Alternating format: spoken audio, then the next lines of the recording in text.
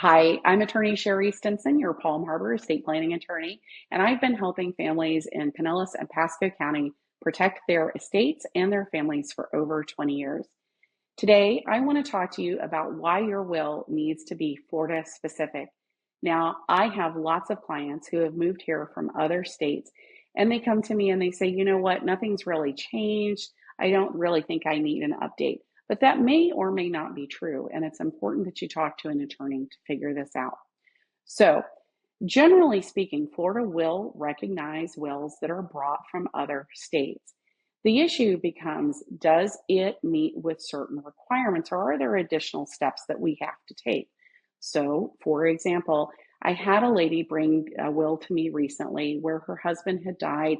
The will was done in one of our northern states, and it did not have what's called a self-proving affidavit on it. And it's just a little document, one piece of paper attached to the end of the will that says this will is what it says it is, and here are the witnesses, and here's the notary stamp on it.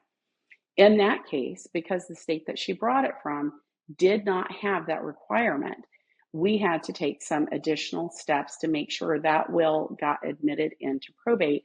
And what that meant for her was that she had to pay me for my time, and she had to pay the attorney up north for her time to prepare the extra piece of paper to say to the Florida courts that this document was what it says it is. Now, most people don't want to have to make their loved ones jump through those hoops. So while your documents might work, there may be some additional steps that we really didn't need to take had we just taken the time to update it for Florida. So this is just one of many nuances that Florida has. We also see this with durable powers of attorney coming from other states where they might have met the requirements in that state, but there may be some gaps under Florida law.